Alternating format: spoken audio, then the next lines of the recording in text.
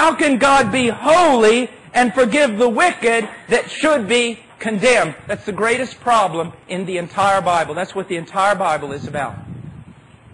If God is just, He must condemn you. Because anyone who justifies or forgives the wicked is an abomination. How can God be just and still pardon the wicked? That's where the word propitiation comes in. God became a man. God, the God-man, walked on this earth, born of woman, born under the law, obeyed absolutely everything of the law. He was the Son. He was the only true servant of Jehovah who heard this testimony about Himself. This is my beloved Son, in whom I am well pleased. He fulfilled absolutely every requirement of the law. He was the one perfect servant of Yahweh. And then He goes to the cross. And on that cross, He carried the sins of God's people.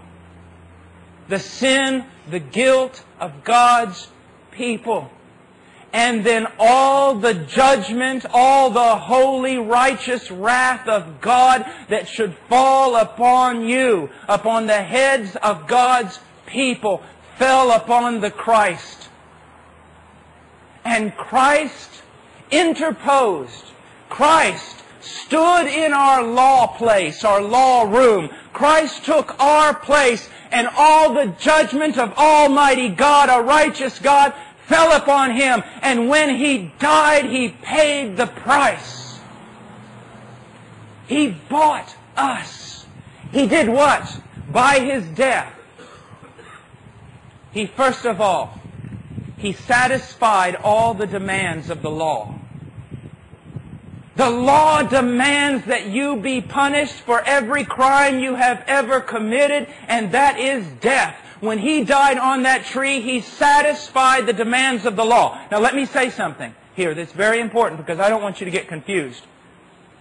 Many times people speak of Christ satisfying the demands of the law as though there were these laws over God that God had to satisfy in order to forgive. That is not what it means at all.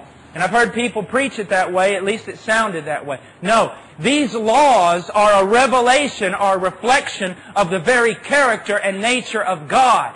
God's just law had to be satisfied because they're His laws and they flow forth from His just character. God cannot be inconsistent within Himself. His justice must be satisfied. And when Christ died on that tree, the law was satisfied. God's justice was satisfied. But not only that, wrath was appeased.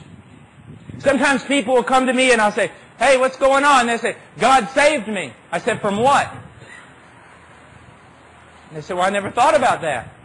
Well, He saved you. From what did He save you? Well, He saved me from hell. No, not really. Well, He saved me from sin. Nope. Well then, from whom did God save me? God saved you from God. It was God who was arrayed in the armor and weaponry of a soldier, coming after you. In His holiness and His justice, God coming after you to do vengeance against you, to cause you to pay for all that you have done against Him. And He is able to return His sword to the sheath now because Christ has died. Christ saved you from the wrath of Almighty God. Hell is just a revelation of that. I always tell people this. God saved you from Himself, God saved you for Himself, and God saved you by Himself. Now,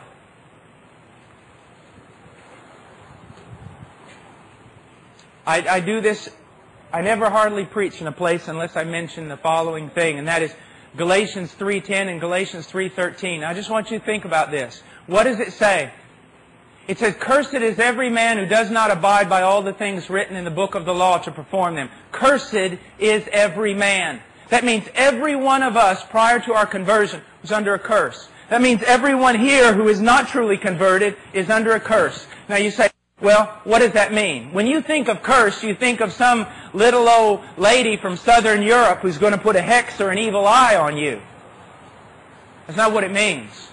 I have gone through the Bible for a long time trying to find a definition of a curse that would rightly bring forth the terror of the name. And I haven't found one. But let me just give you this. To be under a curse means that in your sin, you are so desperately wicked and vile and grotesque before not only a holy God, but the holy inhabitants of heaven, that the last thing you will hear when you take your first step into hell is all of creation standing to its feet and applauding God because He has rid the earth of you.